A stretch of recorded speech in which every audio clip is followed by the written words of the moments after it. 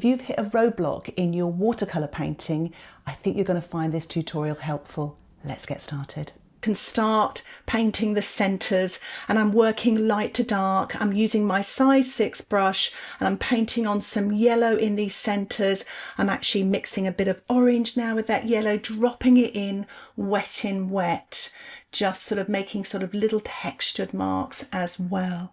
A tip for a very successful pen and wash is to have a dancing brush and not to fill in all the white bits. You want to leave little white sparkly bits everywhere, and that will improve your watercolour painting because it'll keep you loose and flowing with the colours. You don't want to overwork them. Once you've finished painting in your centres, wet your background. I'm using my size 6 brush because this painting is quite small, and I'm just cutting into those petals. Don't worry too much. You can leave little white background spaces with pen and wash. It's absolutely fine. It's got that lovely sketchy feel about it. And what you do now is just drop in some light and mid greens, wet into wet, using your size 6 brush, mixing some yellows and some blues and just having fun. Remember to use the tip of your brush to cut in. And what I mean by cutting is to get inside those very smaller spaces with the tip of your brush. I'm using some of the Hansa yellow light, a little bit maybe of the ultramarine, because you get sort of different sort of greens, and also I can use the indigo with the yellow. But what makes a really gorgeous dark green is the indigo with that transparent Pyrrole orange. It really has got a bit of punch, and you'll see that a little bit later in the video.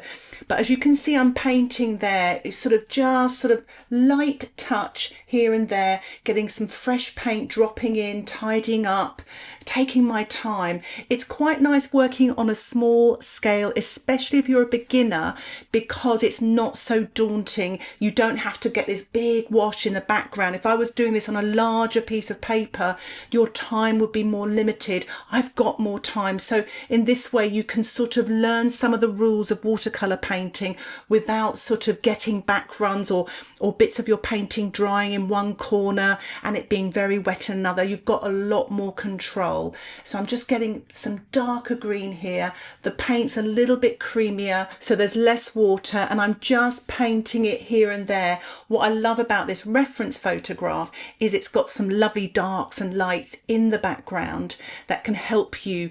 And don't be afraid of the dark, you know, put it sort of, this is wet into wet or damp into wet, so you can just pop it in there. Remember, your lights are there, the daisies are there. That's going to be your lightest lights and the centre of the daisies, and you're going to have little lights in the background as well. So go for it, be a little bit darker, paint some dark colours in. It will make your lights look beautiful and light.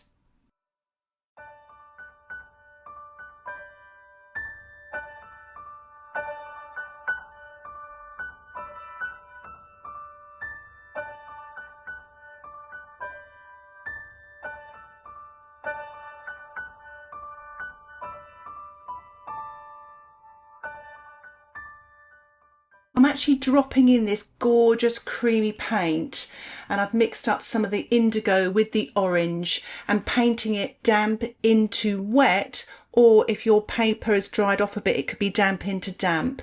What you don't want really is the paint to be wetter than the paper. But in this instance, just, you know, blow dry and then gently wet your paper again. And that way you can paint wet into wet, but you won't actually be physically mixing the paints on the paper, but you'll get those lovely soft edges. If your paint is damp, why not use the bottom of your tube of paint or a plastic card and scratch into your sketching paper. Be careful because you don't want to tear it, but I'm just creating some very thin lines. Just do this in one area once, don't over sort of scratch, or you'll drive a hole into your watercolour sketching paper. But it's quite nice because it creates some very thin stem lines. And if you're like me, sometimes they're the tricky things to paint with a brush, but when you can scratch into the paper, you can get some beautiful dark thin lines. I've allowed my painting to dry, and I'm just building up some darks around the centre of the flowers on the left hand side, using some orange mixed with a touch of blue, using my size 6 brush and creating little bits of texture using the tip of the brush, painting little dots mostly to the left hand side. And it's quite a nice little effect, this. It's almost like pointillism in Impressionism, and you just make sure you just keep that light, that yellow light just above. And then using a very dilute ultramarine with a tiny touch of orange to create a little bit of a cast shadow. You could use the bottom of your tube of paint or a plastic card to lift off some of this damp paint, and it creates sort of lighter foliage and leaves. Just take it easy with this. Don't keep going over the same mark again. You could scratch a hole in your paper. I've dried my painting off and I'm painting in some of the stems and some of the leaves using darker greens. You could use the grey and the yellow or the blue and the yellow, and just sort of flicking these, especially in the foreground area, to give your painting a little bit of depth. And I've just added a little, sort of a bit of a mid-green there just to kind of balance it out a little bit with some of the yellow and the grey. Make sure your painting's absolutely dry. I'm just painting some shadow colours on the petals using the blue with a touch of orange, and now I'm using a little bit of water to dilute this colour even more so. Try to leave lots of white, almost exaggerate it, because you'll end up with a blue flower. So if you want that white daisy look, less is more. You can use a bit of white tissue though, just to lift off if you feel you've overdone it as well. Remember, if something's a little bit stubborn as well, you can wet it first and then lift off with some tissue. I've just mixed up some really quite dark indigo colour just to put that real dark colour just around the edge of the centre on the left hand side. I'm just going to finish off my painting now with a spatter. I'm going to spatter some of the yellow so it looks like little wildflowers around these daisies. I'm going to use some orange as well to sort of harmonise the colours, because I've used a lot of orange in the centre.